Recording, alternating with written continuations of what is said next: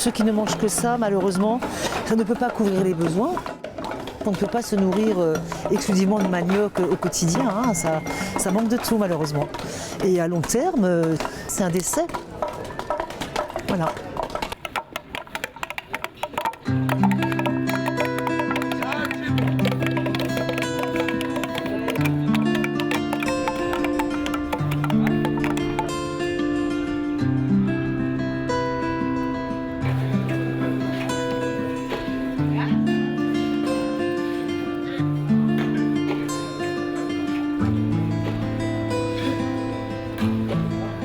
En tant que chef d'établissement, notre premier rôle, c'est d'éviter que ce genre de choses arrivent, qu'il y a la mort de personnes détenues et que les personnes détenues mangent à leur faim au jour le jour, malgré le peu de moyens qu'on a.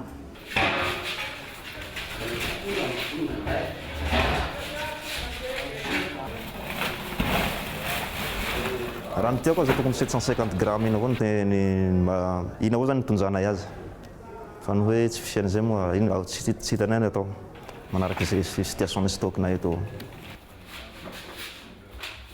Zay zao aloha mahatonga azy hoe tsy haiko na fournisseur fa tsy te hanome satria tsisy vola le fanjakana. Zay aloha fandinisanay azy fa tsisy zava-tsy hainay aloha ty. Fa zay miandry livraison avao. Tsy afaka manao inona zany zahay ty mifonja be.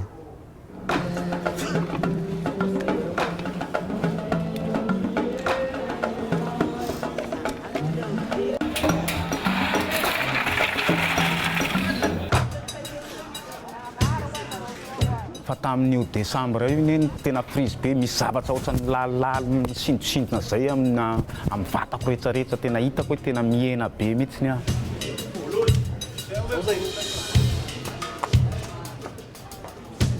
Donc c'est un patient qui ne prend pas de poids depuis 4 semaines, depuis un mois.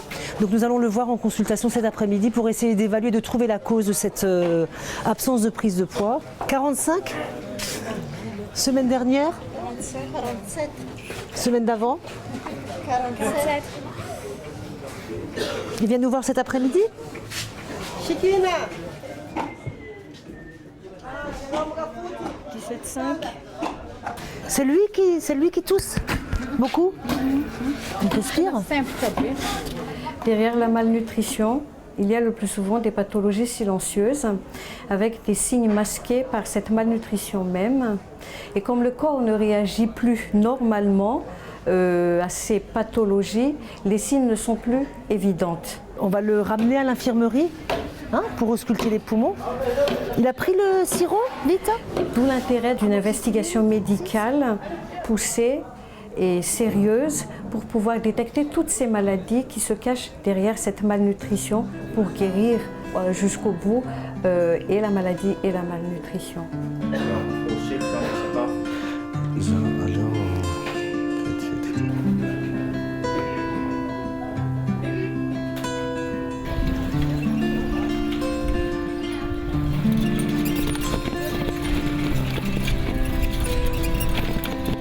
Face à ces problèmes, on n'arrive pas à gérer humainement les personnes détenues parce que quand ils sont malades, c'est soit à leur famille qui fournit les médicaments, sinon c'est la mort assurée.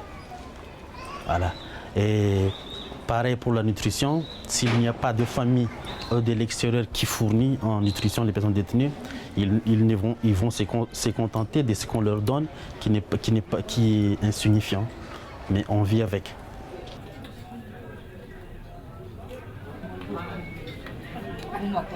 Sakafonay zany lafa hita avao. Alao zany mba mana sakafo hafa sy ny toy. Manahaka olo mba misy longony manisy sakafo azy. Sy zako satria le arety eo zany malay hany regny zany fa maraindray miboaka many pipi regny zany eo. Fany zany mga lavo zany le mitonga amin'ny hazo regny. Zay azoko te ndisiko mandry malaky zany satria sy zako satria fany. Satria le arety zany misondrotsy avao.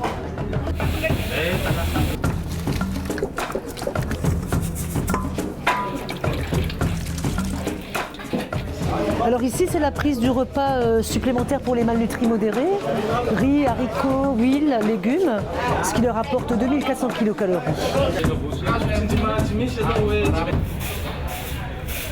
Ce qui est malheureux, il y a des détenus qui n'ont pas de gros fautes. Ils sont là. Alors, ils viennent de loin. Ces familles sont loin, qui ne peuvent pas les visiter ici. Alors, il faut les aider un peu, donner un peu de l'énergie. Comme ça monte leur morale. Pour mettre ce système en place, il faut beaucoup d'accompagnement, de formation. D'abord, il faut convaincre les partenaires, aussi bien aumônerie catholique, donc nos bénévoles, que les agents pénitentiaires, que la standardisation est importante. Qu'il ne s'agit pas juste de faire de la charité, de donner un peu à manger à celui-ci, un peu plus à celui-là, mais que tout le monde doit avoir la même ration qui est calculée en fonction de la ration pénitentiaire. C'est un repas qu'ils reçoivent une fois par jour, généralement à 3 heures du repas pénitentiaire constitué de manioc. Tous les plats ont la même taille, ont un nombre standard de louches, 3 louches de riz, une louche de haricots, une louche de légumes et une louche de sauce. On diminue énormément les risques d'erreur en standardisant les assiettes, les cuillères, les louches, les outils.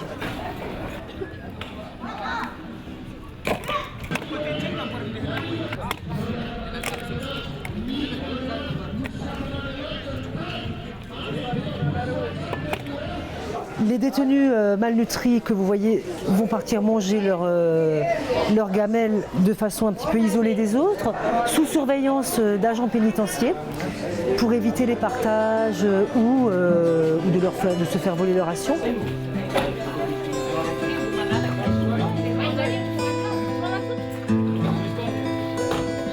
Donc il faut vraiment essayer de guérir les gens en 3 mois maximum.